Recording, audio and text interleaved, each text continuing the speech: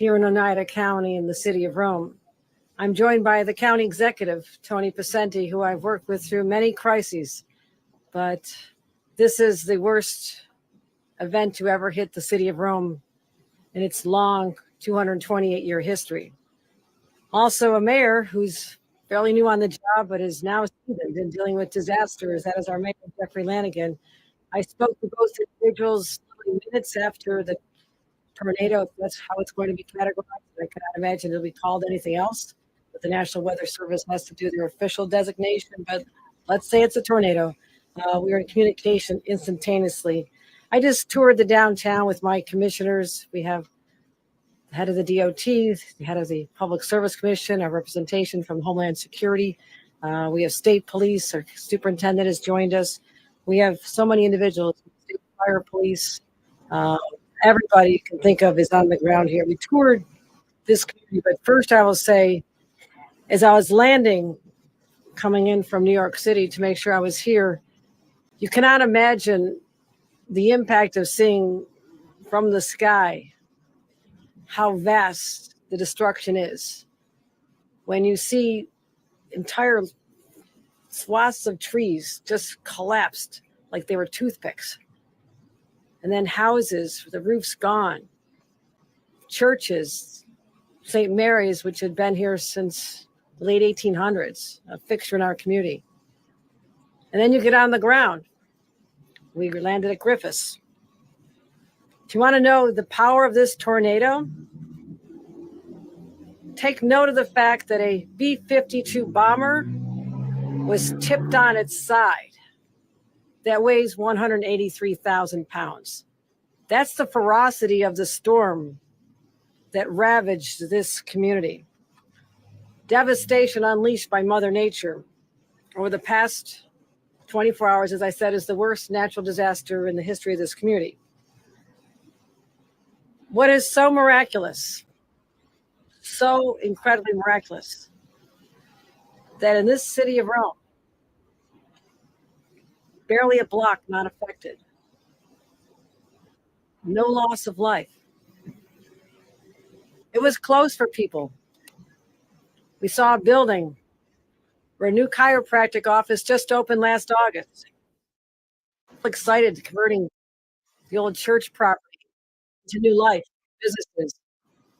You look up and you see a room that is absolutely obliterated.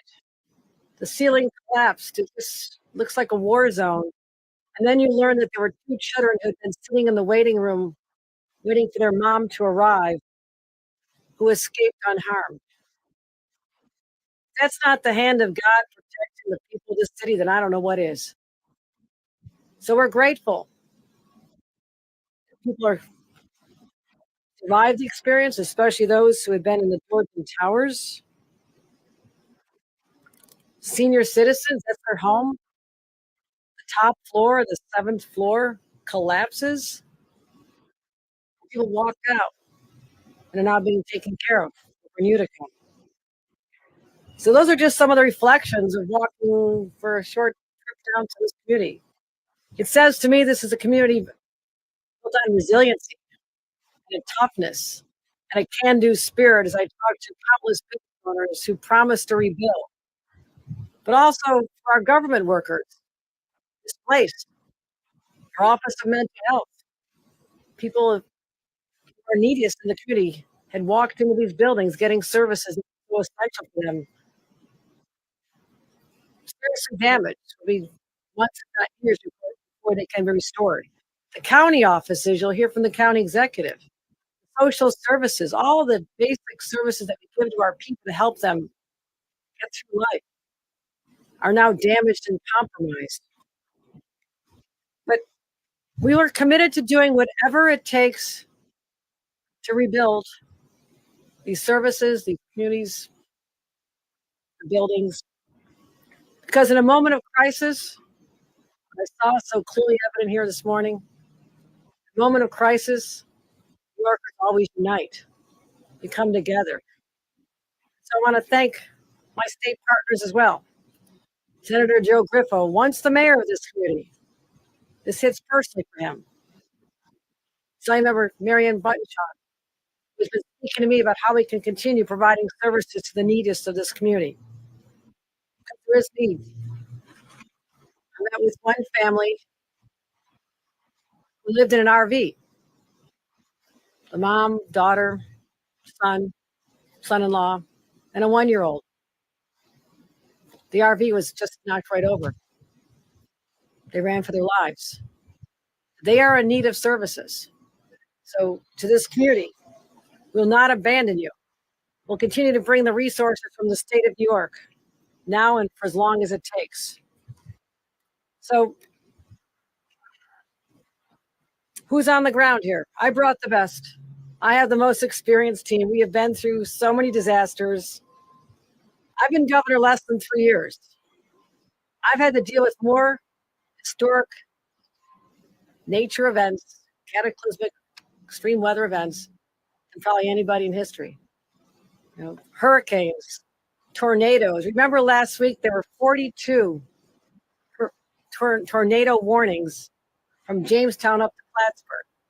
Never before in our state's history have we had that scale of impacts from Mother Nature. So the point is, my team is experienced. They're the best. Director of State Operations, Catherine Garcia, is here. Up with me this morning. She understands disasters like no other. Our state police superintendent, Stephen James, been at my side through many of these crises. DOT Commissioner Marie-Therese Dominguez. First thing she did was make sure that we could clear our streets, manage the damage, make sure that our generators were there to make sure that our streets are managed in a safe way. Public Service Chair Roy Christian has joined us here to make sure the utilities do their job, speaking to them nonstop, getting the power back on. We've gone statewide from over 300,000 without power yesterday to about 100,000 today, about 20,000 here in this county. But this is an urgent situation. When the heat is as hot as it is right now, people need their power back on. So we are focused intensely on making sure that happens as soon as humanly possible. Peter Cicchetti, the Executive Deputy Director of Homeland Security, representing Jackie Bray, who's an incredible individual who's managed crises with me as well.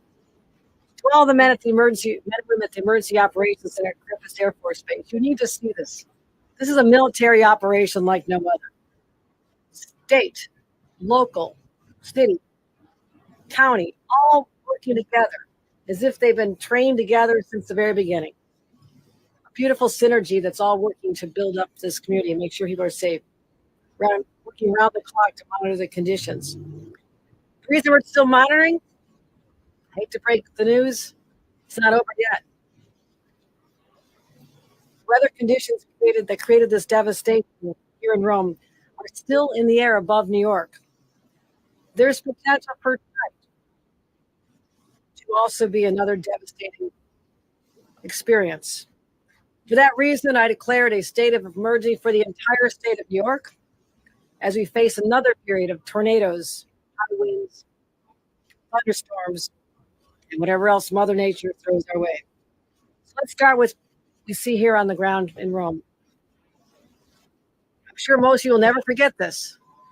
But at 3:27 p.m. yesterday, high winds touched down here in Rome, all the way up to Minnesota. And I spoke to the county woman in Madison and the mayor of Minnesota and offered all of our support for them as well. We also had 3 other tornadoes touch down, Warren County, Hamilton counties as well. Well, let's talk about Rome since we're here. 22 buildings, major structural damage, 4 entirely destroyed. As I mentioned, the 7th floor of the Georgian Tower collapsed. The building next to our Office of Mental Health is now unsafe to enter. And as you see behind us, the steeple blowing off the church, St. Mary's, the First Presbyterian, lost part of its roof. Over in the village of Canastota, tragically, there was loss of life. An 82-year-old man, Robert Popple, still determining the specifics, but a neighbor reports he was out trying to check on his antique car outside and was swept away. Let's just recognize this 82-year-old who just was out there living life as one does and unexpectedly swept from us. Let's honor him in a moment of silence.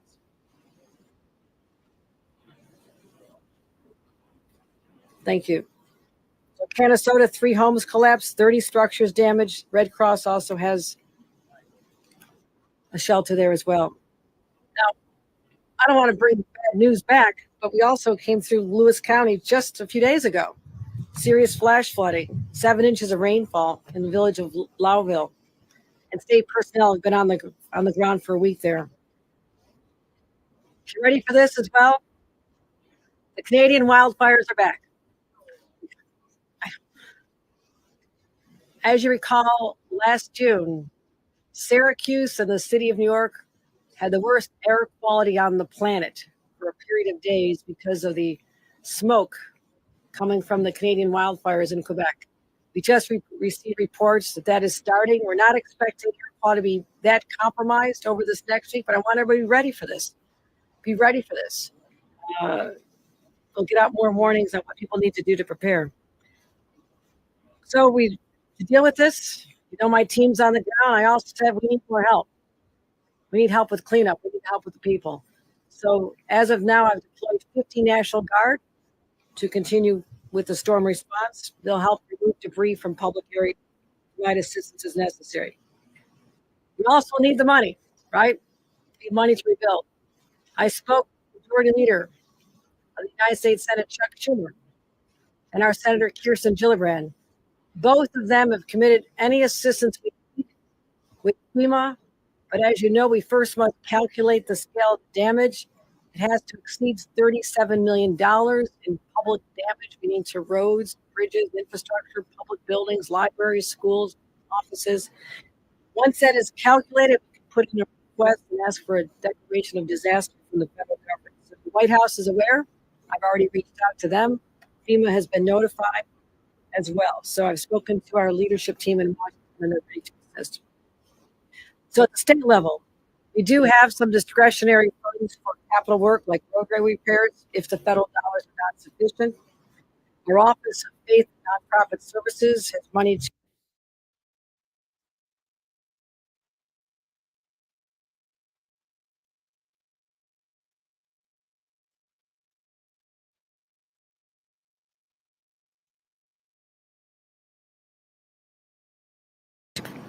a trailer people can walk up to. I've seen it many times that they can get assistance on how to file their claims. So we'll be there for them as well. So we still have our emergency operations center operational right now. We have our incident team. We have our office, our canine search and rescue team, countless individuals. Even just all the debris that's on the streets. The streets look good. That's because teams descended quickly, and we call send in the equipment to cut trees and clear debris. And I continue to have public service with utility workers ready, 5,000 people deployed. So I'm ready to wrap up, but there's a lot going on here. There's a lot going on here. And as I said to the mayor and the county executive many times, whatever you need, we're here to help. We're not abandoning you. And as I said, starting tonight, severe weather storms are expected again, ending here in Rome, all the way across the eastern half of the New York, and the highest risk is the capital region to Long Island. More trees coming down, more wires down, localized flash flooding, and it's going to be very hot. Much of the state is now covered in 90-degree weather. It feels like 100. Some parts of our state are going to feel like 105 degrees. Good news is we expect this weather condition to break sometime tomorrow, so continue monitoring the situation as well. So, almost exactly 1 year ago, I stood at a podium like this, 200 miles away in a community called Highland Falls. They had just experienced what was defined as a 1,000-year event.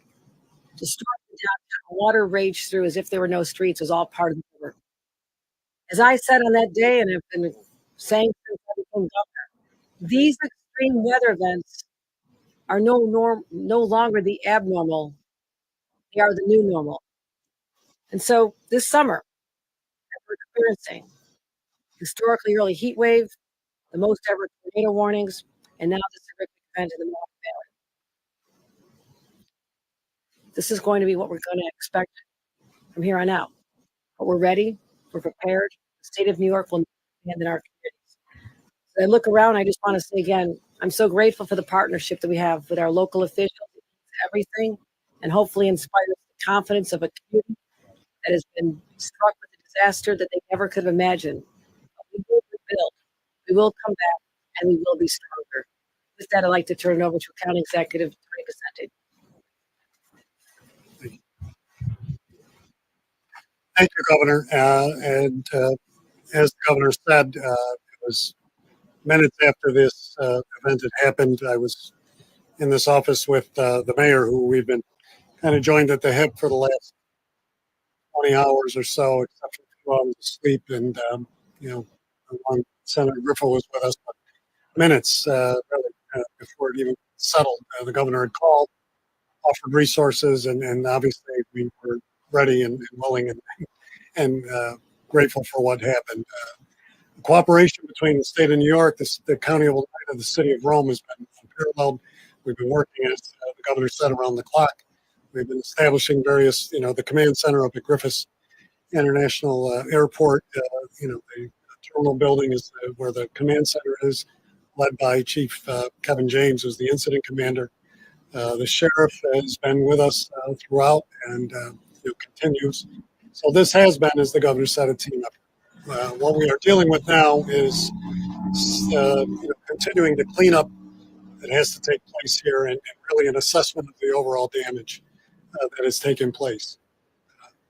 We have obviously, City Hall is open for essential businesses. Our county offices and court facilities in the city of Rome are closed for the time being. We will be establishing some temporary work up at and offices at Griffiths for the time being until we can establish something more stable and permanent in the downtown area, recognizing that people have a hard time getting there. But in terms of social services, mental health, any of the other human services needs, the county is responding and is setting up offices accordingly.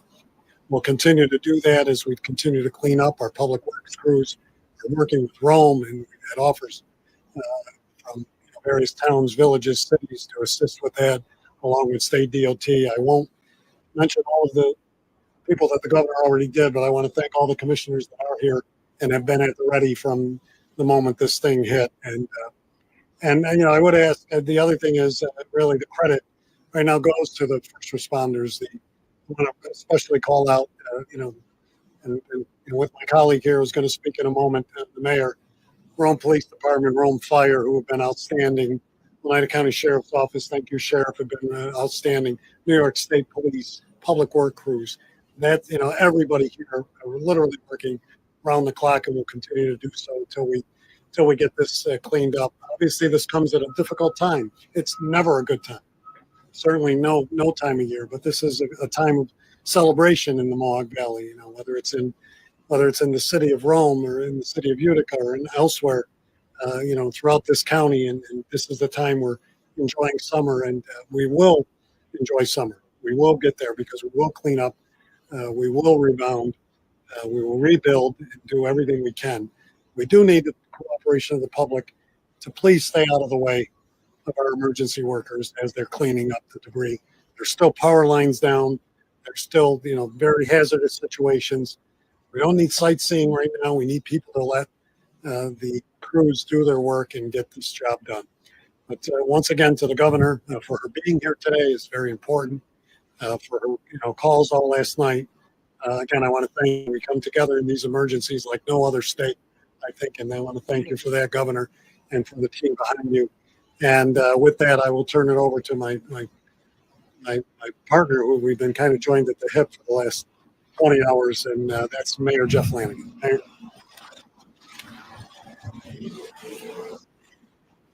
Good afternoon. Thank you so much for being here. I want to first say thank you so much to the governor for her incredible assistance throughout this process right from the beginning. Like we said, within minutes, we were working on this together, and I thank you for everybody that's here today and everybody sent right from day one. County Executive Picente, thank you to you. You were here within probably 20 minutes, and we have been joined at the hip, so I appreciate everything you guys have done.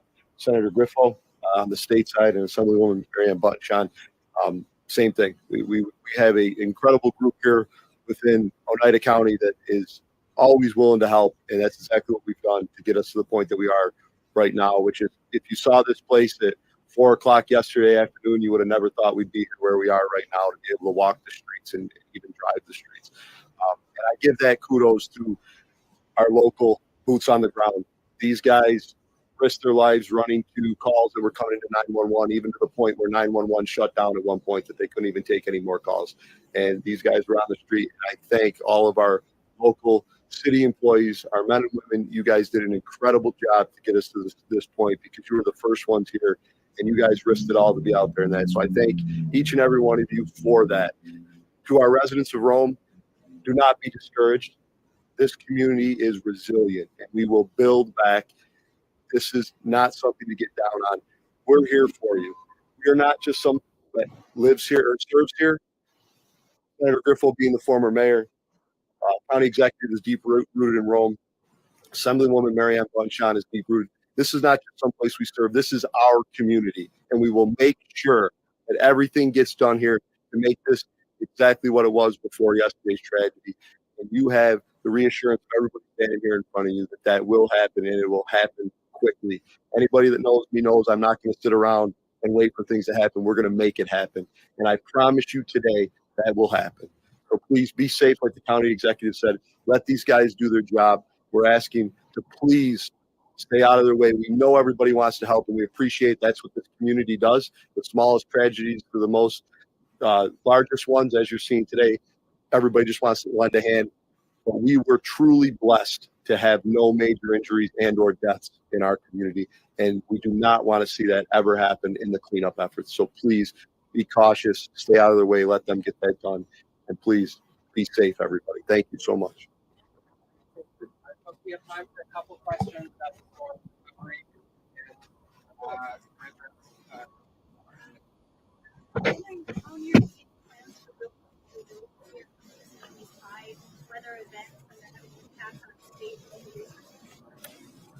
Resiliency takes many forms. Communities that live along rivers, for example, where we were last year with the 1,000-year event, you build up the embankments, you lift up houses and buildings to higher levels, you literally lift up sidewalks and streets to be able to accommodate higher water levels and minimize future damage.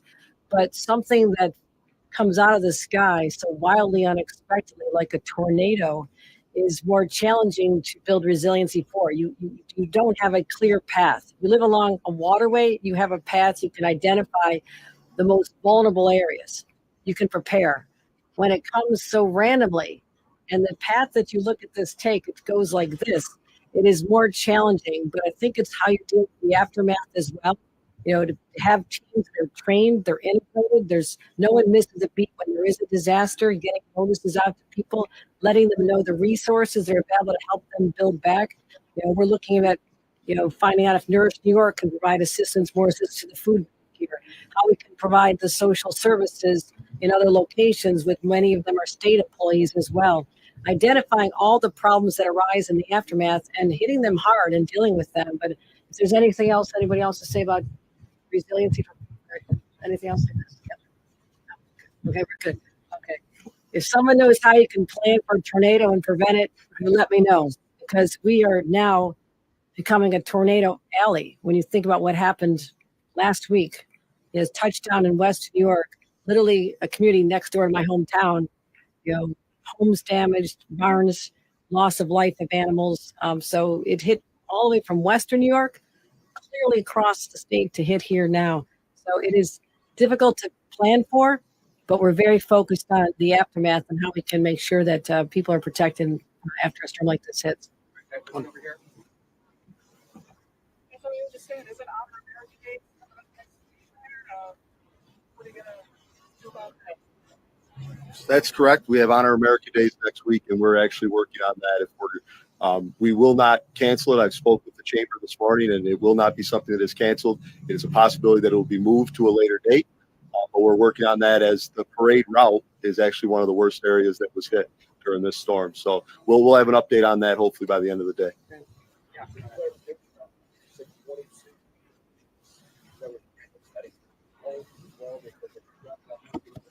What is the number? No, we're really doing an assessment on homes right now. This is building. This is not It's more homes. buildings. It's more buildings. We Yeah. think many homes are impacted. Yeah. Depends on, the level of impact. I had spoken to the hospital, the mayor and I were in contact with them. They had some typical emergency room visits, but some normal activity and things like this, but nothing serious, bangs and bruises and things like that. Nothing that raised to a level that we had to, look and see what else could there be. So, as we said, no serious injuries were. No, but I know you got the tour of the damage. Just behind you, such a striking image of that church destroyed. You've seen a lot of damage in New York State. I haven't seen this kind of damage locally. Just wondering your thoughts on this. No, a tornado has unique characteristics. I mean, anything in its way is struck down, whether it's the trees, the cars that are overturned, the devastation, the damage to the vehicles that are unrecognizable. But then a building that's been here since 1890s that endured all these years. I mean, this community itself goes back to the late 1700s. Nothing like this has ever hit this part of our state. I will tell you, and certainly not the 3 years I've been governor. So no, this is next level damage that I've witnessed. It's very different than flooding, where you're walking through flooded, the water's up to your knees. You're going through damaged areas all the way up from Lake Ontario to the Hudson Valley, Long Island. I've seen all the flooding. Even a hurricane is damaging, but this is a unique weather event, which by its nature destroys what's in its path. This is heartbreaking to me. Last one here. How confident are we from speaking to those who would know whether or not we would meet that $37 million threshold? And is that strictly municipal damage? And is that Oneida County role? What are the boundaries? And would that money be for municipal government, whatever, repairs, or would that trickle to The criteria is that for the federal FEMA reimbursements, and we spoke to the White House again today, $37 million of public damage. Now that could be a bridge, a culvert, roadways, government buildings, libraries, schools, as well as what you think was traditionally government buildings. So there are a lot of structures that would be encompassed in this. We're also defining this as not just Oneida County. This is the same tornado that hit Canastota. So you would add up the damage in the village there and other damage in Madison County with this and aggregate the two when you do your application. I'd like to add the damage done in Lewis County last week in Lowville. We'll try, but I don't know that I can identify that that's the same weather event, other than it's the same week, and these are extreme conditions. So we'll do everything we can to get the most money we can. Again, Chuck Schumer asked me to say, I will do everything I can to get every penny that's eligible to come back to the state. So we're accustomed to doing this. We've had to do this for historic blizzards and floods throughout the state. But is there anything else I missed on that, Catherine? And you're correct, but I think the other piece is that you committed. Yeah, it's state money. I just want to reiterate what the governor raised before, is that she is putting state resources behind the effort to rebuild here, and we'll work with the local officials to define what that looks like. But we're already working with our division of budget to find those pots. And I just as declaring the state emergency from the county with, alongside the governor, we've committed in working with the mayor. Oneida County is putting $3 million towards this cleanup event and towards anything needed over the next several days that we've appropriated with the approval of the Board of Legislators. So we'll be able to purchase what we need and get the resources, obviously, other than the various manpower that we have. But, we're going to need other things such as equipment repairs, electrical pieces, generators, other supplies. Whatever we need, we'll take care of it over the next couple of weeks. Thanks, everybody. Thank you, everyone. Appreciate it.